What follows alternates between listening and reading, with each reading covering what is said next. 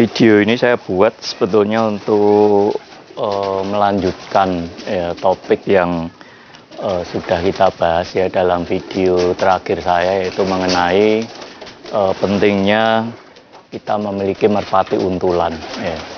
Nah, kali ini saya ingin membagikan tip atau cara bagaimana kita seharusnya menambah jarak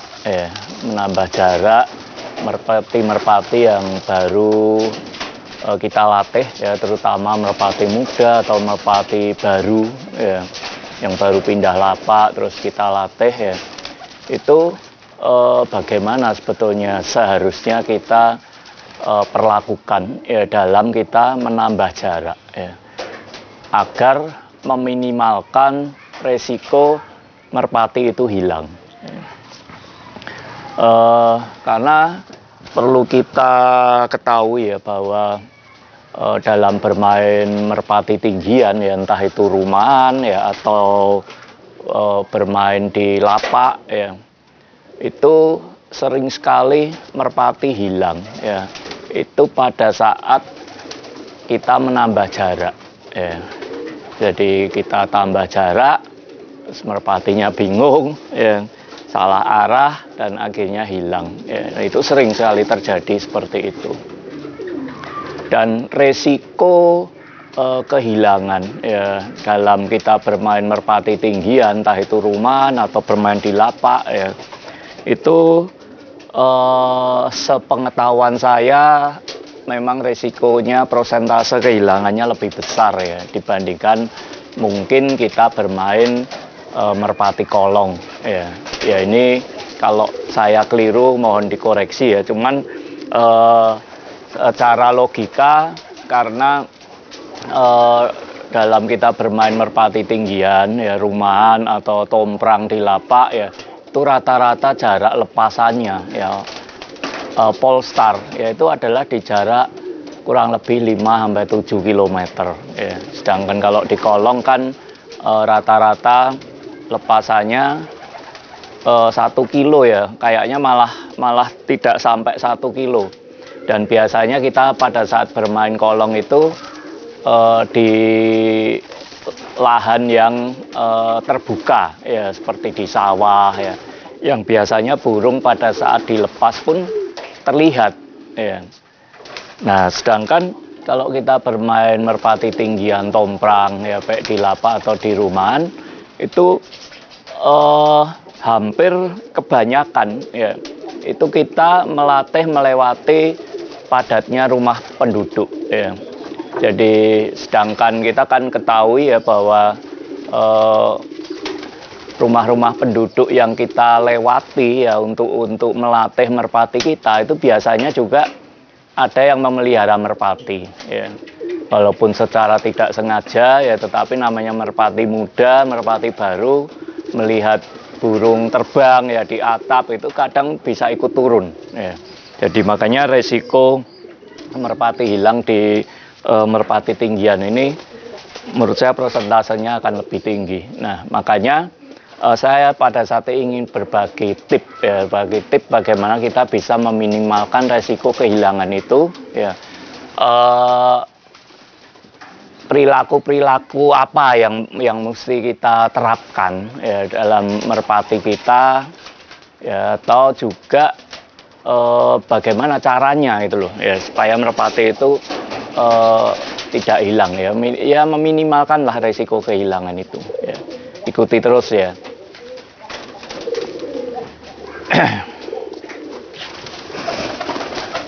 Jadi di sini saya hanya singkat aja ya. Saya coba fokus saja ke masalah yang biasanya membuat merpati kita itu hilang ya pada saat proses pelatihan, terutama pada saat proses penambahan jarak ya. Ini kita bicara di luar dari kecerdasan merpati itu ya. Kita anggap aja semua merpati yang kita latih ini cukup cerdas dan dalam kondisi yang normal ya, sehat ya. Beda cerita kalau merpatinya sedang sakit ya, kita lepas ya, terus juga mungkin terbentur dengan cuaca yang tiba-tiba berubah ya. Kan sering ya kita mengalami beberapa kali kondisi cuaca terlihat cukup bagus ya, tapi pada saat burung dilepas belum sempat pulang tiba-tiba hujan deras. Itu juga menyebabkan kemungkinan merpati kita tidak pulang ya. Nah, kesalahan-kesalahan dari beberapa penghobi ya dalam terutama menambah jarak ya merpati baru yang dilatih ya, yang membuat merpati kita hilang ya, itu salah satunya adalah tidak sabar ya. Yang pertama tidak sabar. Jadi sebetulnya dalam melatih merpati itu kita harus menentukan standar ya. Standar itu dalam arti misalkan jarak 500 meter ya, itu kita tetapkan dalam satu giringan habis ya. Tapi kadang kita tidak disiplin ya. Jadi pada saat kita di jarak 500 meter terlihat enak sekali ya, hari pertama, hari kedua langsung jalur enak. Kita kadang tidak disiplin, terus kita buru-buru langsung menambah jarak ya. Nah itu juga bisa mengakibatkan hilang ya. Terus kesalahan yang kedua adalah pada saat kita menambah jarak malah digandeng dengan untulan. Nah ini sebetulnya keliru ya, sebetulnya salah kaprah ya.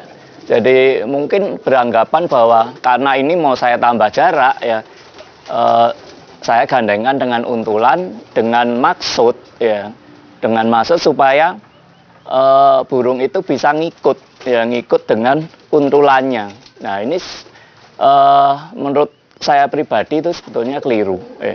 Jadi misalkan contohnya begini, merpati kita misalkan selama dilatih ya dari awal itu sudah engkel ya, engkel terus lancar, anggap aja lah lancar sampai 1 kilometer ya. Terus kita pengen menambah jarak, misalkan kita nambah jarak 1,5 ya, atau tambah 200 meter atau 300 meter. Nah, kesalahan yang sering dilakukan itu adalah pada saat menambah jarak terus digandeng dengan untulan ya. Nah, pada saat menambah jarak digandeng dengan untulan itu otomatis merpati baru yang kita latih itu justru akan kaget ya, karena selama ini dia dari awal sampai 1 kilometer itu dia engkel ya, begitu nambah jarak secara tempat lepasan dia asing ya. Satu, dia pasti akan sedikit bingung. Yang kedua, fokus dia untuk menentukan navigasi dikacaukan dengan gandengan untulan ya. Nah ini justru akan menambah parah ya. Dan disitulah kebanyakan justru merpati akan hilang ya. Dan misalkan gandeng ya, misalkan gandeng pun itu nanti pasti datangnya akan sangat tinggi sekali ya. Biasanya seperti itu, karena pada saat dia dilepas engkel 1 kilo dia datang sudah tinggi, ditambah jarak kasih untulan, nah itu sudah pasti akan datang tinggi. Dan biasanya merpatinya tidak akan turun ya. Bukan merpati jelek ya, tetapi pola latih kita yang kurang tepat ya. Jadi kalau kita mau menambah jarak ya, misalkan titik lepasan terakhir itu 1 kilometer ya, terus kita mau menambah jarak misalkan tambah 200 meter atau 300 meter ya, itu jangan langsung digandeng untulan ya. Kalau mau kita gandeng untulan, kita harus gandeng dulu dengan untulan di lepasan titik terakhir dulu. Di jarak berapa ya? Di jarak 1 kilo itu ya. Atau kalau perlu mah diturunin 700 meter ya, kita gandeng untulan dulu 2-3 kali. Kita lihat ya, apakah dia sudah mulai terbiasa dengan gandeng untulan ya. Begitu itu sudah terlihat terbiasa gandeng ya, biasanya 2-3 kali lepasan cukup ya. Baru kita nambah jarak dari 1 kilo tambah 300 meter ya, atau 400 meter digandeng untulan. Nah itu lebih aman ya. Nah sering sekali burung hilang justru bukan karena burungnya tidak cerdas ya, bukan karena burungnya jelek, tapi pola latih kita yang kurang tepat ya. Saya tidak bilang salah ya, karena memang karakter tiap burung kan berbeda-beda ya. Tetapi bagi saya pribadi itu kurang tepat ya. Sebagai ada kok banyak contoh yang kita alami ya. Jadi burung sudah lepasan 4 kilo ya, engkel lancar ya. Nah, pengen dilepas polestar misalkan 5 atau 6 kilo, langsung digandeng untulan ya, nggak pulang malah. Karena burung akan full, jadi full tinggi sekali, terus dia fokusnya malah terpecah ya, terpecah dari dia menentukan navigasi arah pulang, terpecah dengan gandengannya, jalurnya bisa tambah kacau ya. Jadi kalau terakhir lepasan 4 kilo lancar ya, mau digandeng untulan ya, mau ditambah jarak gandeng dulu dengan untulan itu di jarak terakhir itu minimal ya, atau kalau bisa mah diturunin lagi jarak 3 kilo, gandeng dulu untulan beberapa kali, terus diulang di jarak 4 kilo gandeng untulan. Kalau itu sudah mulai lancar bisa gandeng, baru tambah jarak di 5 kilo ya, itu digandeng untulan nggak apa-apa ya, atau malah engkel nggak apa-apa ya. Jadi itu tip dari saya ya, untuk meminimalkan resiko burung hilang ya. Dan juga yang paling penting itu kita harus peka ya, kita harus peka, kita harus jeli melihat perilaku satu persatu dari player kita ya. Makanya kalau saya sarankan sebelum kita memulai aktivitas pelatihan ya, itu biasanya yang saya lakukan adalah merpati kita push up dulu, yang giring ya. Kita lakukan push up dulu itu untuk mengetahui seberapa minat ya, seberapa sehatnya ya, kondisi fisik dari merpati itu ya. Karena merpati ini kan nggak bisa bicara ya, jadi dia mungkin secara badannya kurang enak, mungkin kalau orang meriang ya, tapi dia kan nggak bisa bicara, dan secara kasat mata, secara fisik kita nggak tahu gitu loh. Aktivitasnya kelihatannya normal biasa, makan biasa ya. Tetapi pada saat kita lepas, kita latih, nah di situ baru terlihat ada trouble ya. Itu bisa mencok ya, bisa juga terbang. Tapi karena fisiknya dia nggak fit, otomatis belum sampai kandang mungkin dia bisa sudah turun ya. Makanya kalau saya sarankan sebelum memulai pelatihan itu kita push up dulu ya. Itu nanti kelihatan kok ya, burung yang responnya cepat ya langsung naik ya, dan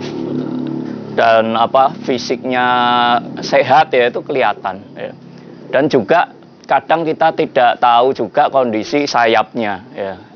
Ada yang pengalaman pada saat dilepas di pelepasan ternyata sayapnya terbangnya miring ya. Nah itu karena tidak kita deteksi dari awal gitu loh. Tapi kalau sebelum pelatihan kita coba push up dulu, itu pasti kan sudah ketahuan ya, waktu terbang ke atas, oh agak miring ya, berarti kita tunda dulu ya pelatihannya, kita coba cari masalahnya dan kita obati dulu ya. Jadi itu tip dari saya ya. Jadi kalau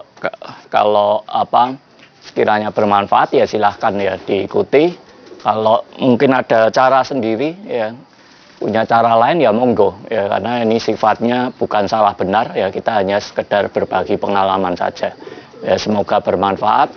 Tetap lestarikan terus ya merpati murni tinggian ya, Tomprang. Terima kasih.